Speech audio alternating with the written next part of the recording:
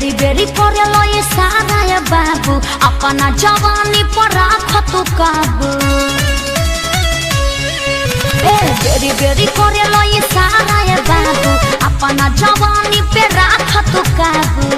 मारो में आइलो बाड़ो जीजा जी के साथ में, मारो में आइलो बाड़ो जीजा जी के साथ में। अपना दीदिए संगे अपना दीदिए संगे फेरा ले लो आज वाली रात में। अपना दीदिए संगे फेरा ले लो आज वाली रात में।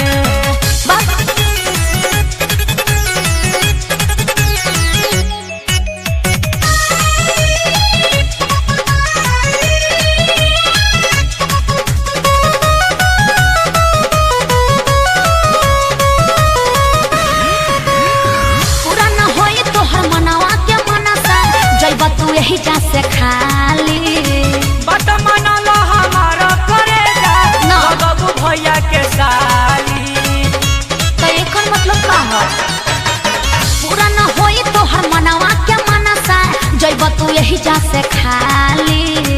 बट मनलो हमारा करेगा बाबू भैया के साली। देखिए के सबूर कलया ये वो नहीं हाथ में, देखिए के सबूर करया ये बना ही हाथ में। हटो अपना दीदिए संगे अपना दीदिए संगे फेरा ले लो आज वाली रात में। अपना दीदिए संगे फेरा ले लो आज वाली रात में।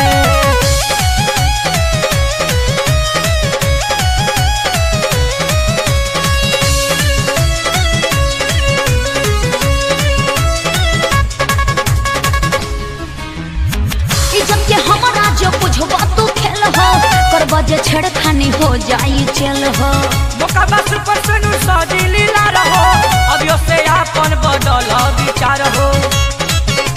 सुनो इज्जत के हमरा जो बुझब तू खेल हो कर बजे छेड़खानी हो जाई जेल हो।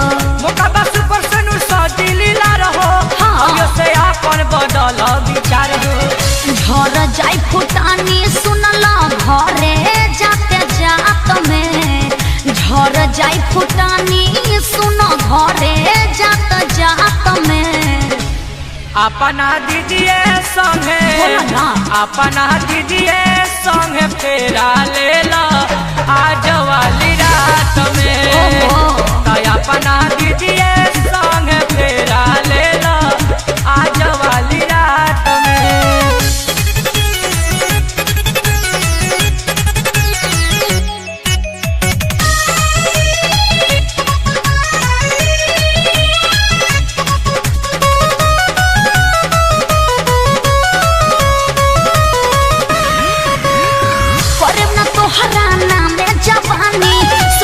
हमारो बात लमानी धनंजय अनुज के बना तुरानी और उसले लो निशानी। अरे उ तो और बाउर हो करे न तोहरा नाम जवानी सुनिल हमारो बात लमानी। धनंजय अनुज के बना तुरानी और उसले लो निशानी। शंकर अपू पप्पू जानी सट बात बात में, शंकर अपू पप्पू जानी सट बात बात में। अपना दीदिए संगे अपना दीदिए संगे फेरा ले लो आज